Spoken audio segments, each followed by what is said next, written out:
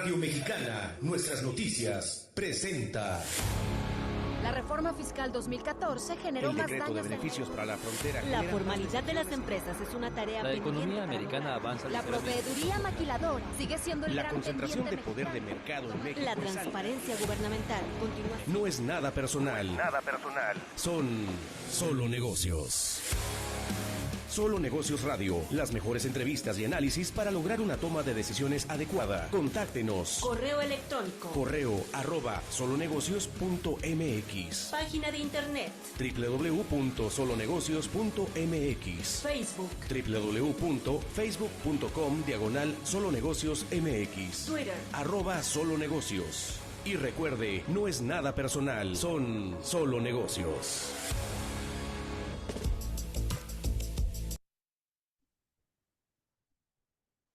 Hola, ¿cómo está? Mi nombre es Alejandro Sandoval, esto es Solo Negocios Radio, transmitiendo a través de 1300 de amplitud modulada, al igual que por internet en Radio Mexicana, nuestras noticias 1300 AM, fanpage en Facebook de nuestra estación de radio, al igual que por internet en Radio Mexicana, en Solo Negocios MX, perdón, y en su caso en Solo Negocios Radio.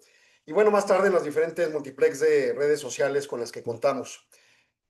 Vamos a platicar de economía. El día de ayer el IMEF no solo presentó como cada mes el indicador IMEF, sino además emitió su conferencia de prensa trimestral, destacando pues precisamente el cierre del tercer trimestre, julio, agosto, septiembre, y señaló algunos puntos torales relevantes a comentar sobre el contexto de la economía, las proyecciones, porque recordemos que los datos oficiales vienen atrasados hasta 2 meses, y entonces qué es lo que podría provocar cómo cierre el tercer trimestre y cómo cierre el año.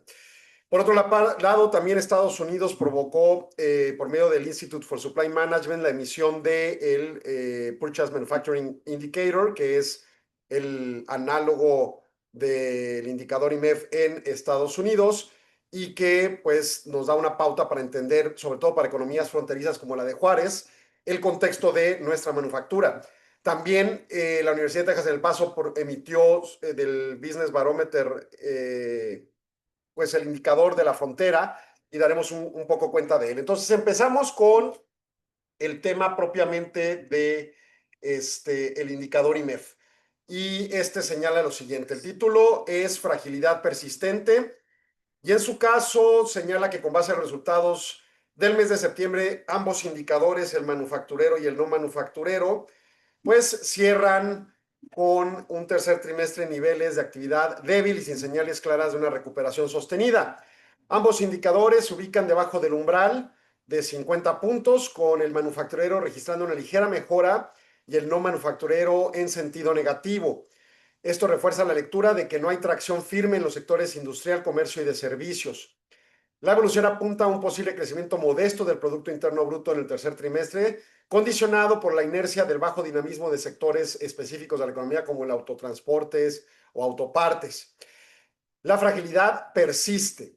Con base a los datos del indicador manufacturero de septiembre hay un repunte de 45.6 a 46.5 unidades, esto es 9 décimas más respecto a agosto. A pesar de ello, el indicador permanece en contracción por 18 meses consecutivos, confirmando una persistente debilidad manufacturera y con un subíndice ajustado por tamaño de empresa, con una mejora notable de 1.2 unidades a 47.2, pero también debajo de umbral. Y en su caso, la parte de empleo quedó en 44.5 con una ligera alza de 5 décimas, mostrando pues una contracción menos pronunciada, pero contracción al fin y al cabo. La tendencia a ciclo se reduce ligeramente a 46.1, una décima, indicando que el fortalecimiento reciente no es sostenido. Los componentes de producción y nuevos pedidos registraron retrocesos de 1.2 y 0.2 respectivamente, sugiriendo desaceleración en la actividad operativa. Destaca el repunte del componente de inventarios, que subió 44.6 unidades de manera importante a 52.4, en zona de expansión finalmente, pero es únicamente la parte de inventarios. Y la entrega de productos subió 3 puntos, pero todavía en terreno de contracción 49.5. En conjunto, todos muestran una moderación con fase contractiva que no representa reversión del ciclo. En septiembre, el indicador no manufacturero bajó 48.8 unidades, una baja de 9 décimas, con tendencia a ciclo en baja de 2 décimas. reforzando una señal de contracción acelerada y persistente en comercio y servicios. A pesar de que la medición ajustada por tamaño de empresa avanzó ligeramente a 49.3 unidades, se mantiene por debajo del umbral. El debilitamiento enfáticamente ocurre en producción y nuevos pedidos, con una caída de 2.8 en producción, que es notoria, y el subíndice de empleo bajó marginalmente una décima. Esto es muy poquito, ¿no? El único componente que se sostuvo expansivo fue entrega de productos en 51.3, aunque con leve ajuste a la baja. Todos estos datos del sector no manufacturero muestran un retroceso en el incipiente proceso de recuperación del propio sector con signos de atonía. ¿Y por qué habla de un incipiente proceso de recuperación si resultó negativo? Bueno, porque se ha venido pausando la caída, aunque aquí se pronunció según la tendencia ciclo, o sea, la aglomeración de 4 meses promedio. En cambio, el manufacturero sigue en una pendiente negativa, aunque ligeramente la acota también en la tendencia ciclo. Y bueno, pues en el punto de coyuntura, lo que dice el IMEF es que con la Fed decidiendo bajar 25 puntos base, su tasa de fondeo el pasado 18 de septiembre sostiene la posición de buscar una protección al potencial enfriamiento del sector laboral y en su caso recortar su manejo de riesgos en el mandato dual. Recordemos de nuevo, la Reserva Federal tiene un mandato dual, tanto cuidar el tema de inflación como también cuidar el tema del crecimiento económico. El 23 de septiembre, Jerome Powell resaltó que la Fed reconocía riesgos para la inflación como para el empleo y el recorte hacia una medida preventiva ante la desaceleración laboral sin implicar un compromiso de nuevos recortes inmediatos. Advirtió que recortar demasiado puede obstaculizar la meta inflacionaria y eso provocaría que tenga que subirse la tasa después, cuando además puede traer impactos tardíos en los aranceles que provoquen conflictos en el contexto. La percepción de la postura monetaria de la Fed más acomodaticia ha influido en el debilitamiento del dólar y unos expertos señalan que le dará mayor margen a otros bancos centrales para reducir sus tasas. La inflación en Estados Unidos se encuentra por encima de la meta y en los últimos meses ha mostrado una tendencia al alza. Entonces no se da por sentadas las bajas subsecuentes de la tasa. El IGAE en México mostró una caída en el mes de agosto de 0.9 con una caída anual de 1.2 y esto fundamentalmente en la actividad manufacturera. El sector terciario tiene una tendencia ligeramente positiva heterogénea entre los subsectores. En la demanda agregada, el freno fundamental es la inversión, que en junio sufrió una caída mensual de 1.4 unidades y anualizada de 6.8 unidades. El desplome tiene alta vinculación con la incertidumbre de las políticas públicas mexicanas, así como ciertos temas estratégicos de la renegociación del Tratado de Libre Comercio que pudiera darse, o la revisión, que jurídicamente es el nombre, y en su caso la consolidación fiscal, que es el tema del déficit público. Si bien el consumo de los hogares ha perdido tracción, tiene todavía resiliencia, la gente sigue consumiendo en los Estados Unidos y en el caso de México, y eso impulsa ligeramente la expectativa de que las cosas no se desaceleren a tal nivel. En junio registró en el caso mexicano una expansión mensual de 0.8% y anual de 1.1%, con una recuperación ascendente durante el año, cambiando la composición, donde los bienes importados crecen fuertemente mientras los bienes nacionales se estancan. Curioso, ante los aranceles puestos por México a productos asiáticos en diciembre del año pasado y luego toda la turbulencia tarifaria arancelaria global que ha provocado Estados Unidos y luego ahora lo que se adviene con los aranceles que se volverán a poner ya más plenos a productos enfáticamente de países con los que no tenemos tratados, con la etiqueta claramente leída China. En materia de tendencia de exportaciones automotrices hay una mejora reciente, pero obviamente hay gran incertidumbre en el TEMEC. La economía nacional está débil y no se percibe un cambio claro de tendencia.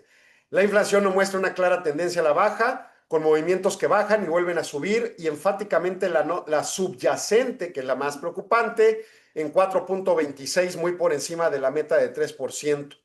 La no subyacente en 2.01, más estable, no hemos tenido grandes agravantes climáticas ni gubernamentales que alteren la tasa inflacionaria no subyacente, pero el problema es que la subyacente es la que debería, pues, de alguna manera tener un vínculo más estrecho con los movimientos de tasa astringente del Banco de México, que aunque ha bajado, se sigue concibiendo un tanto astringente y no hay reacción. Por último, en el Fondo Monetario Internacional se hizo la consulta anual del artículo cuarto del propio fondo, donde su staff integra la misión que visitó a México, con conclusiones destacando la intensificación requerida en esfuerzos de deuda pública para trayectoria descendente, o sea, hacer más esfuerzos para bajar la deuda. Destaca necesidades concretas para que se logre la consolidación fiscal en el déficit público. En cuanto a política monetaria, mencionó que el relajamiento adicional de la política monetaria debe implementarse cuando esté más clara la trayectoria hacia el 3% de la inflación y haya margen para que esta reaccione ante escenarios necesarios. Y bueno, pues, ¿qué es lo que dice esto en resumen? La economía sigue estancada, la economía no tiene muestras de recuperación, tampoco de recesión propiamente, pero ciertamente este estadio de continua posición de contracción, pues genera preocupaciones. Y genera preocupaciones por doble vista. Un escenario inflacionario que si bien no tiene que ver con los 80s ni con los 90s, ciertamente es alto y ciertamente la cartera de todos los consumidores en nuestro país les pega cada mes que van a los consumos diversos. Y por otro lado, una atonía económica que pudiera llevarnos a una recesión eventualmente dado el contexto de múltiples indicadores, lo cual puede traer como consecuencia un escenario de estanflación, o sea, un escenario donde la economía recesiva tenga un escenario inflacionario, lo cual complique pues una recuperación más sólida eventualmente, pérdidas de empleo y luego encima subiendo y subiendo precios, que es pues en contrasentido de lo lógico de una recesión. Una recesión, los precios se despresurizan por naturaleza, pero cuando ya está inflación no ocurre. Y entonces ese temor que además ahorita que vayamos al ISM persiste también en Estados Unidos, pues no finca elementos halagüeños. Y si a eso le añadimos políticas públicas sumamente negligentes que van a favor de los gobiernos y no necesariamente de las poblaciones, pues va dando pauta para entender que las cosas no tienen un futuro del todo optimista ni lejano, poder señalarlo optimista, creo yo. Pero bueno, vamos a hacer corte. Arturo, confírmame si nos vamos a corte para regresar en unos segundos después de este espacio comercial. Arturo, por favor, confírmame. Necesito confirmación. Sí, ahí estamos. Vamos a corte, regresamos en segundos. No se vaya, siguen Solo Negocios.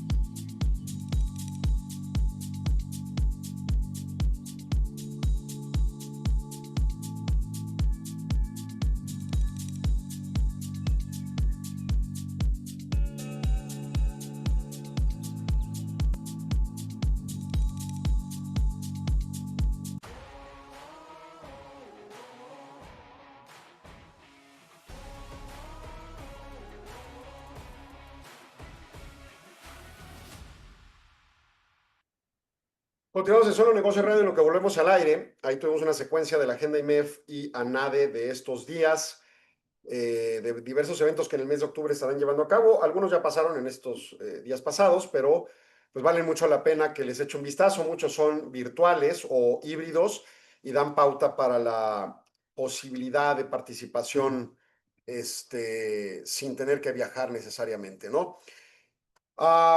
Bueno, la economía mexicana.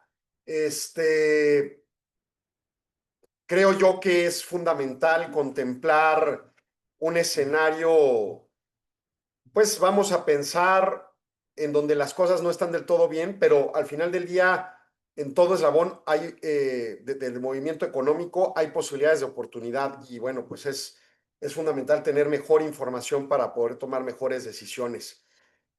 Cuando pasan recesiones, muchas veces ocurre digo, en las últimas es difícil pensar en este escenario. La del 2008 fue muy abrupta e importada. La de la pandemia pues fue otro tipo de escenario radicalmente diferente, plenamente autoinducido. Pero, pues vamos a pensar en lo siguiente.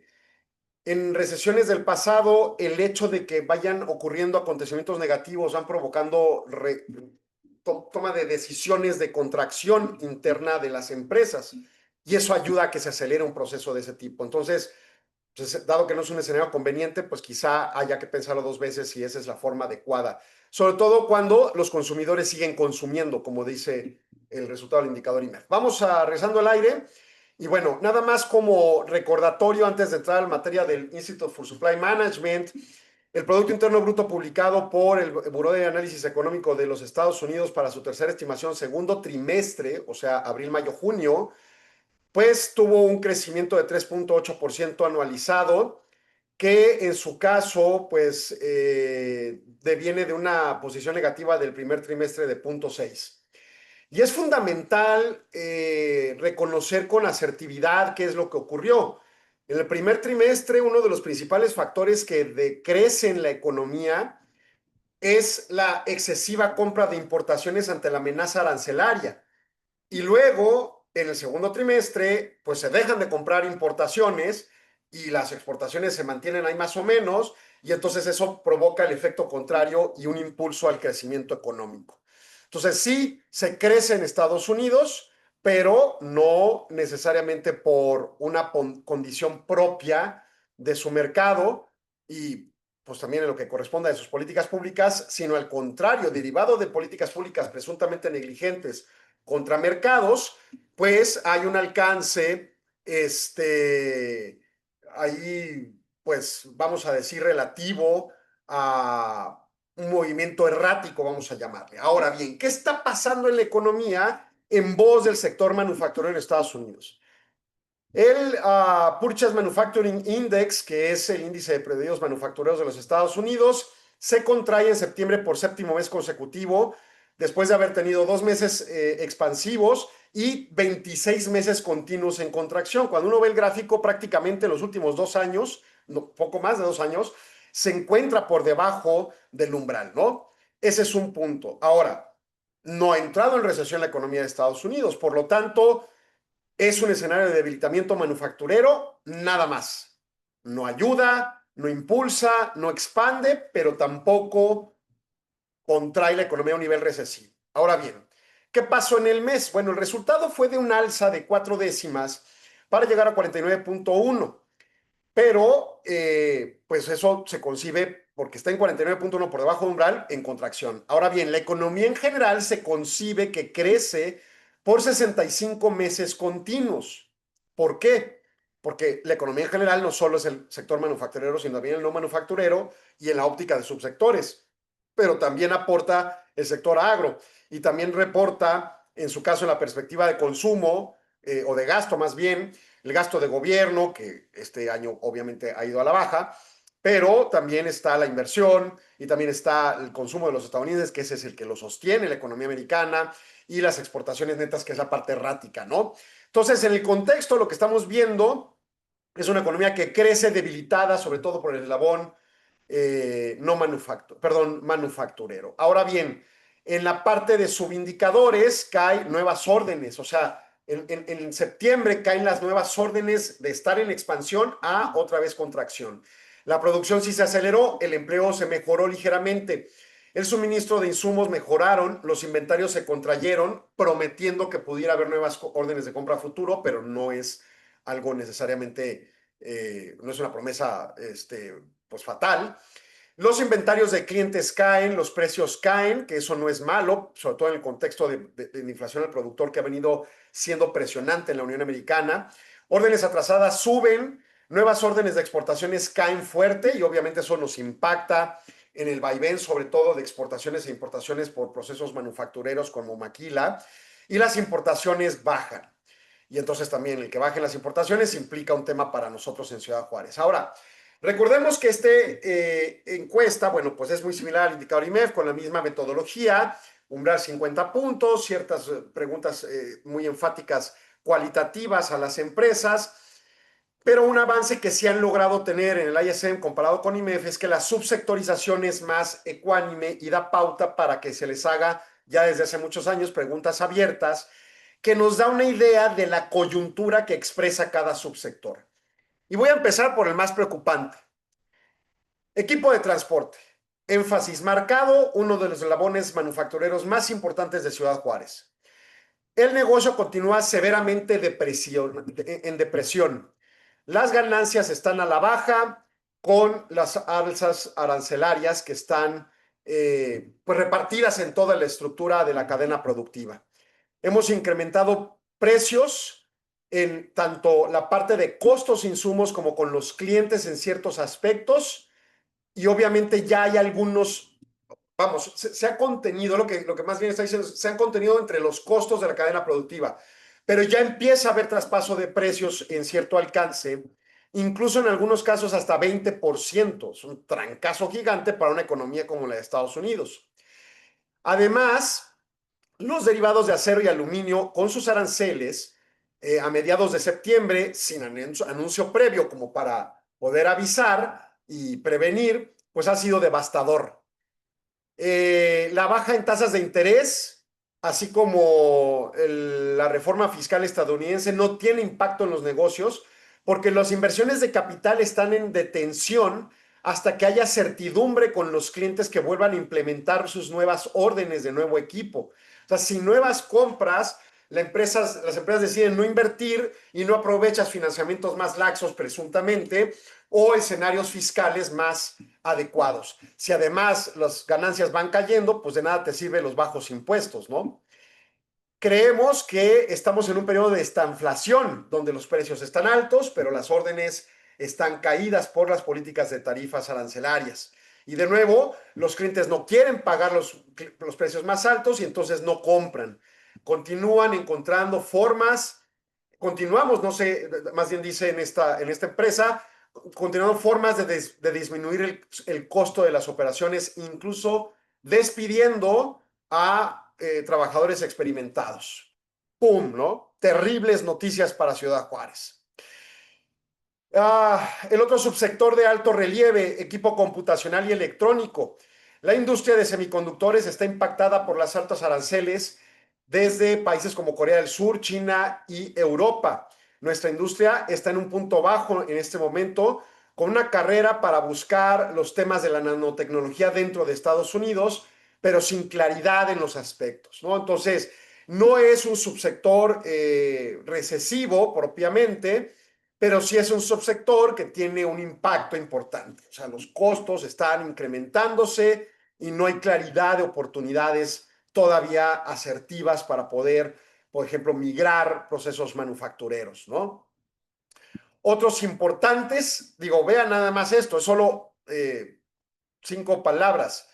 En manufactura miscelánea, o sea, las que no están subsectorizadas con claridad, las aranceles en el acero nos están matando. Steel tariffs are killing us. Eso es lo que dijeron, punto, nada más. Y todos los subsectores narran problemas con aranceles, cero impacto de las tasas de interés a la baja, traslado de costos a precios, no compras por parte de los clientes porque los precios están más altos, el tema de los aranceles en acero, y entonces, pues realmente toda la letanía habla de un escenario malo, ¿no?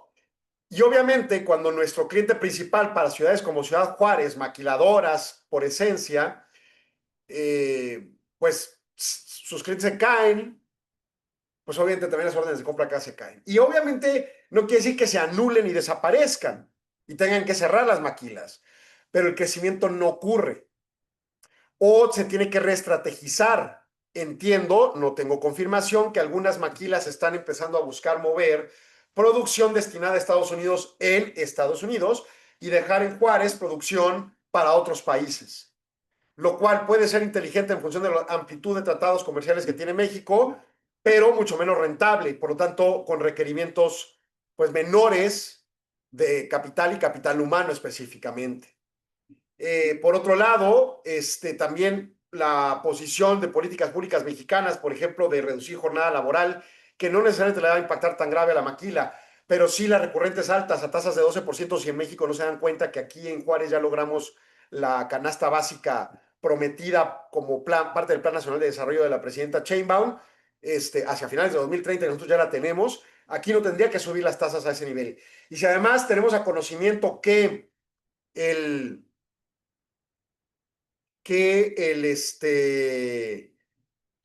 ¿cómo se llama? El alcance de la tasa, vamos a pensar, de la tasa de interés no genera un impacto de llamado a la inversión, llamado al consumo a crédito y no pondera ello, pues tampoco hay una mejora para las instancias, por ejemplo, locales de la actividad económica.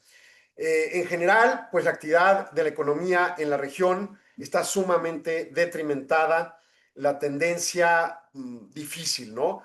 De nuevo, no en un escenario recesivo necesariamente, para colmo en Juárez sabemos que es una recesión, sobre todo cuando vienen heredadas, recordemos la de 2001, la de 2009, y obviamente pues la pandemia no tuvo un efecto realmente recesivo para nuestra región, en mi opinión, pero al menos esas dos que cito, pues sí fueron sumamente graves, con pérdidas de empleo extremos. Ahora, se ha perdido empleo en la región, pero aparentemente hay una relativa dosificación del impacto negativo a través de informalidad, que si bien no ha crecido de manera relevante, pues es un mecanismo de sostén alternativo a la pérdida del empleo formal.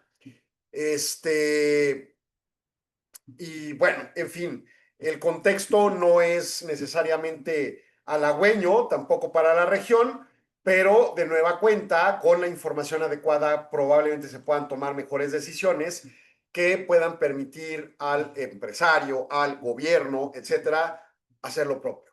Por ejemplo, ya está la ley de ingresos de la federación, ya sabemos cómo viene la posición fiscal del gobierno federal y también incluso en el presupuesto de egresos, pues el ramo 28 y 33 y los otros ramos de aportaciones a municipios y a gobiernos estatales. Entonces ya nos podemos dar una idea lo que nos implica esa operación. Pero la pregunta podría ser, por ejemplo, ante el contexto de este escenario de debilidad que pueda reconocerse en 2026, incluso no solo en 2025, pues probablemente el gobierno municipal, si pensaba subir el predial o el impuesto a la traslación de dominio o el impuesto sobre nómina por parte del gobierno del estado, el impuesto cedular al arrendamiento, pues quizá no sea el mejor momento, porque es incrementar costos no productivos, sino costos rentistas de las operaciones económicas que traerían implicaciones operativas y pues de detrimento económico, ¿no? Entonces, esa es una idea. Voy a corte, regreso en segundos, no se vaya, siga en Solo Negocios. 53ª Convención Internacional IMEF, CIEFO 360. El futuro de las finanzas y el liderazgo. En un entorno global desafiante, el rol del CIEFO está cambiando. Ya no basta con dominar las finanzas. Hoy, se espera que los líderes financieros sean estrategas, innovadores y agentes de transformación. La Convención Internacional IMEF 2025 será el espacio donde se reúnen quienes están definiendo el futuro de las finanzas en México y el mundo. Abordaremos cómo los CIEFO enfrentan un contexto de disrupción tecnológica, incertidumbre geopolítica y presión por la sostenibilidad. Hablaremos de inteligencia artificial, automatización, modelos de gobernanza resilientes y liderazgo con visión 360. Todo en un escenario incomparable, Los Cabos, donde la reflexión estratégica se combina con la inspiración del entorno. No puedes faltar. Quiero, merezco, necesito estar ahí. Nos vemos del 19 al 21 de noviembre en la Convención IMEF, CIEFO 360. Regístrate ya en convención.imef.org.mx. Los Cabos te espera. El futuro también. Continuamos en Solo Negocios Radio y pues bueno, la situación económica no necesariamente está bien. Y sin embargo, no está mal, no está recesiva. La inflación no está controlada, pero tampoco está descontrolada, o sea, no somos México del 87, no somos México del 95, no somos ni siquiera México de 2004 con todavía tasas arriba de 10 puntos porcentuales. No somos México de 2021 o 2022 con el ciclo inflacionario presionante que tuvimos tasas de 10% incluso en determinado momento. No. Entonces, por eso es la imperiosa relevancia de analizar los subsectores, las mecánicas de operación, consolidar las operaciones, implementar gobierno corporativo, reconocer las obligaciones, por ejemplo, cuando tratamos los temas de las tesis jurisprudenciales, empezar a reconocer cómo esta 12ª época y nueva Corte de Justicia va a tomar decisiones y en ese contexto entender nuestro estadio real para saber cómo enfrentar las cosas. Estamos regresando al aire y hago alusión a estos primeros 2 segmentos y señalo, es momento claro de que cada agente empresarial tome decisiones asertivas, no importa que sea una microempresa, una mediana empresa, una gran empresa. El riesgo está inminente, la incertidumbre es la característica.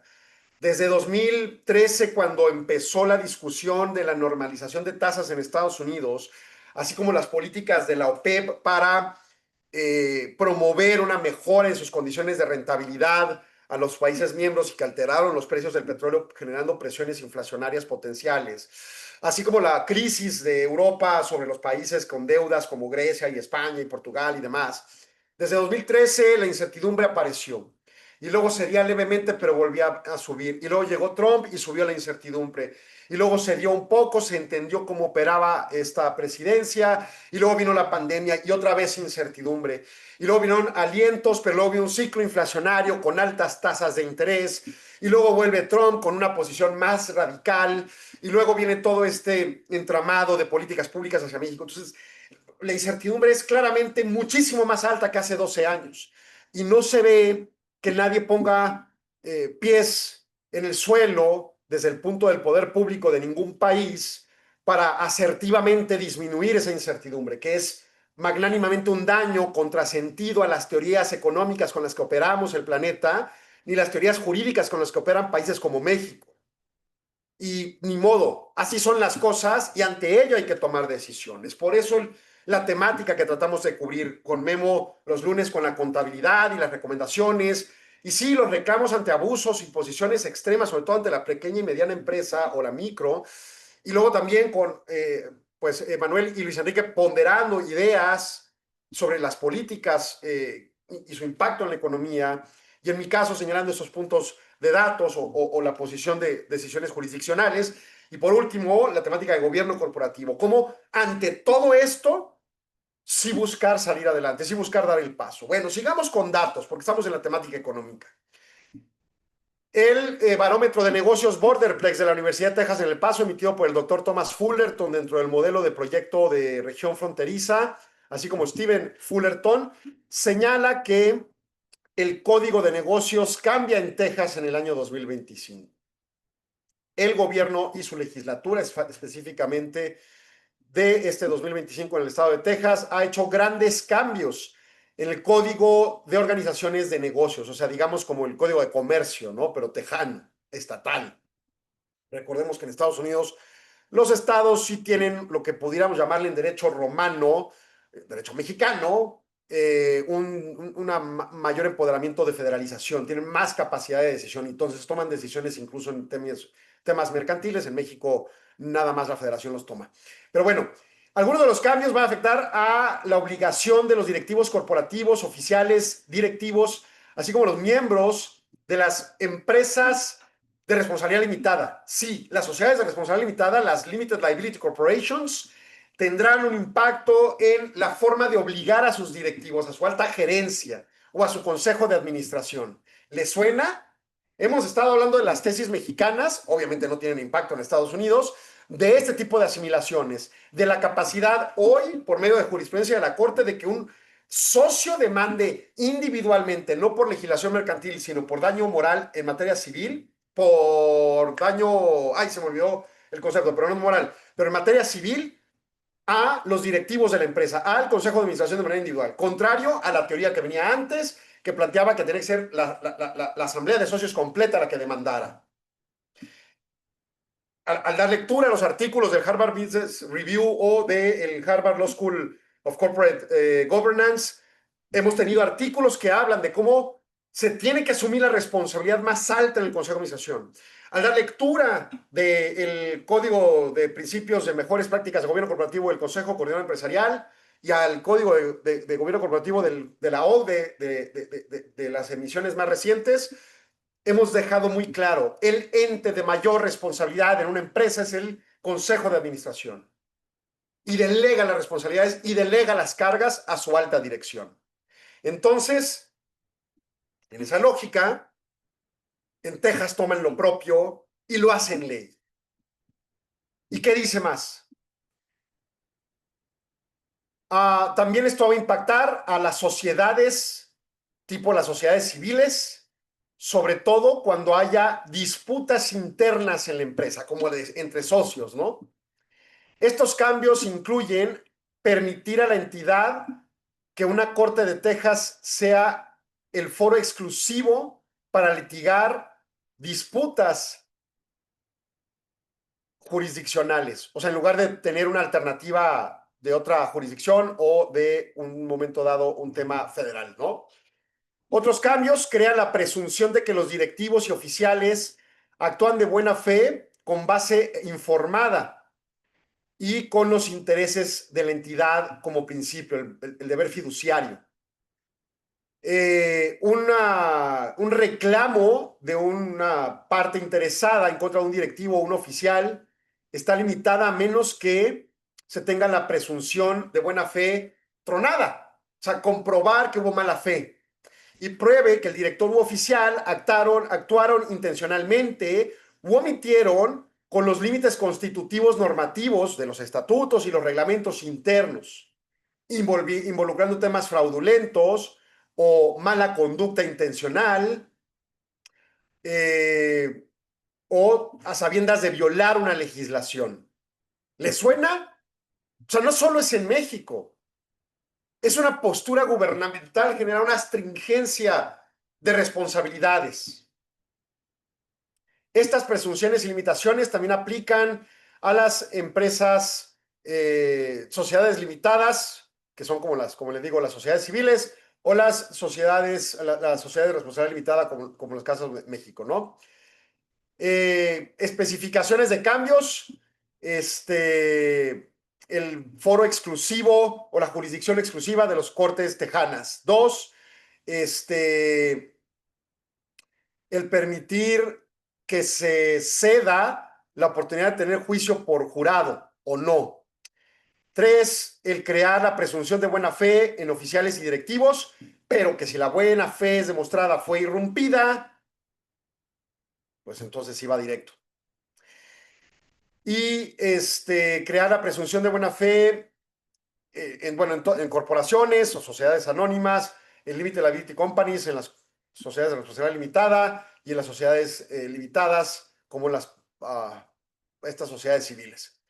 El efecto práctico de estos cambios es que en el paso los negocios operados como corporaciones o sociedades de responsabilidad limitada o sociedades profesionales, sociedades civiles, pues, deben considerar modificar sus regulaciones a esta legislación.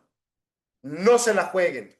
Los costos pueden ser excesivamente graves.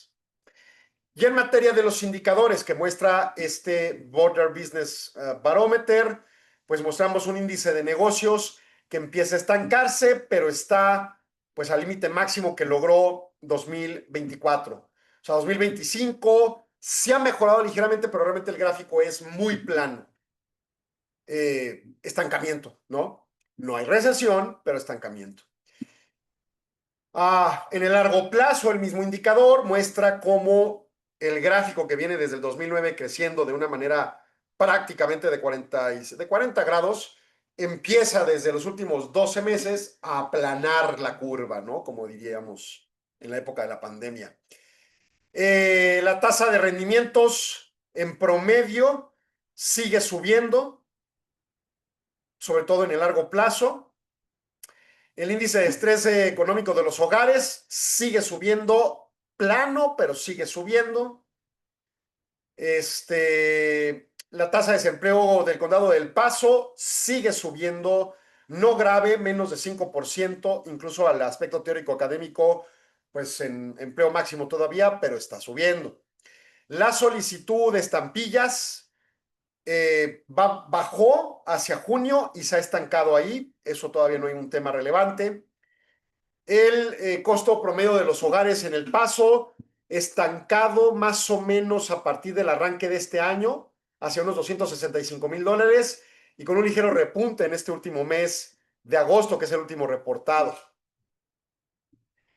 El inventario promedio en meses de casas en El Paso está en 4.3, después de pues, el mínimo de 2.5 de enero de 2023, el cierre de 2024 en 3.5 y luego pues una alzada que empieza a aplanarse desde junio para llegar a agosto pues en un sentido plano hacia los 4.3, como le digo.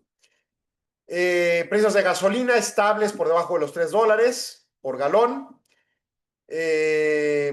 Y pues las cruces estable con estampillas. ¿Qué más es importante? Para el caso de envíos a través del aeropuerto del Paso, mensajería fundamentalmente, pues bastante dolido después de estar en los 7,700 toneladas, pues ahorita estamos abajo de los 7,000, ¿no? Entonces hay una caída, desaceleración manufacturera notoriamente en la región. Pasajeros, 350,000, buenos números, estables con respecto a los años pasados. ¿Qué más? Tiempos de espera en los puentes internacionales, pudiéramos decir con movimientos erráticos, pero estables hacia la hora completa, un poco menos ya en el último mes, aquí en el último eslabón de agosto.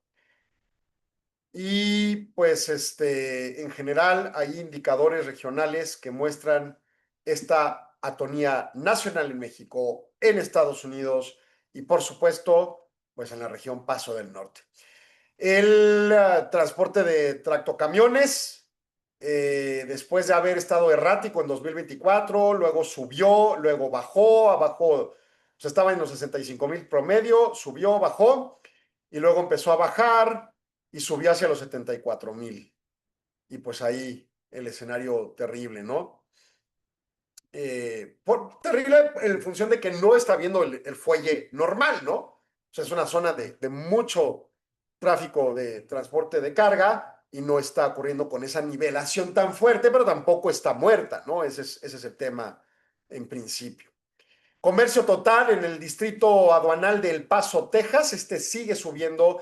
Digo, hay factores inflacionarios, hay temas prearancelarios, luego no te avisan, luego la expectativa del TEMEC y luego bla, bla, bla. Bueno, ¿qué ocurre en la región? Pues cerramos 2024 con más o menos $12,500 millones y empezamos 2025 con $14,500 millones y hemos estado subiendo hacia los $16,500 millones. En mi opinión son alzas fuertes, pero no sustancialmente tan abruptas como para considerar estabilidad en el escenario. Más han tenido que ver, como les digo, con el comparativo PIB, con estos movimientos erráticos que pues traen de cabeza, ¿no?, la operación manufacturera. Y aún así sigue habiendo operaciones importantes. Bueno, creo que tenemos que ir a corte. Arturo, por favor, confírmame y regresamos en unos segundos. Confirma, Arturo, por favor, para irnos a corte y volvemos. Todavía no me dice nada Arturo. Entonces, bueno, el indicador, pues básicamente muestra el indicador, el Business Borderplex Business Barometer nos muestra un escenario atónito de la región, en algunos puntos positivo, en nada negativo de manera grave y pues en sincronía con lo que está pasando con los demás, ¿no? Pero bueno, voy a corte, regreso en segundos, no se vaya, siguen Solo Negocios.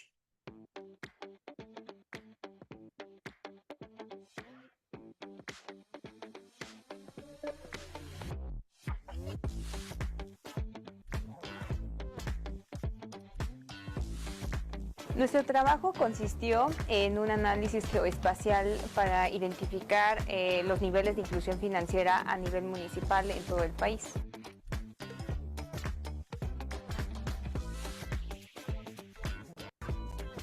Creo que la experiencia es muy grande, sobre todo porque podemos llevar a cabo el equilibrio en la rigurosidad del método científico en una investigación, como también generar nuevas ideas para que esto beneficie a la sociedad.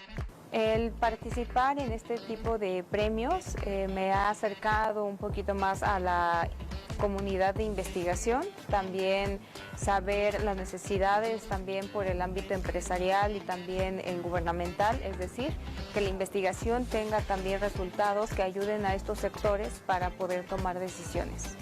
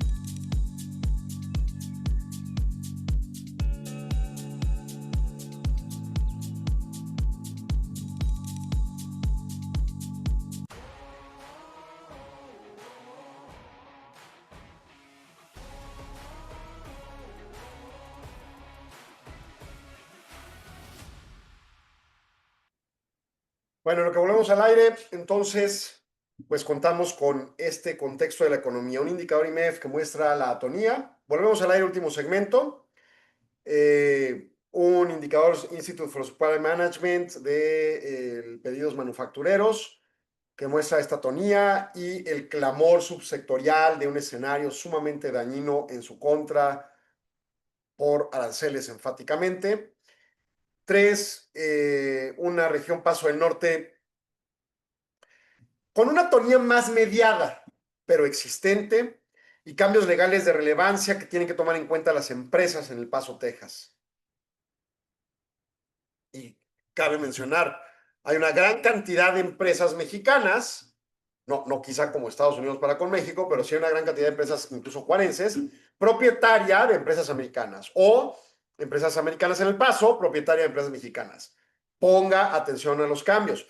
Es como la tesis aquella, esta de índole mexicano, en la que dice, una empresa puede decidir si convoca a asamblea en un solo papel, primera y segunda convocatoria, o separados. Lo mejor es regúlenlo internamente, incluso en estatutos o en reglamentos. Y luego 2, una empresa no puede decidir publicar únicamente en un periódico de alta circulación de la ciudad, porque la ley en 2014 cambió y dice que a fuerza se tiene que publicar en la página de internet que designa para los efectos la Secretaría de Economía.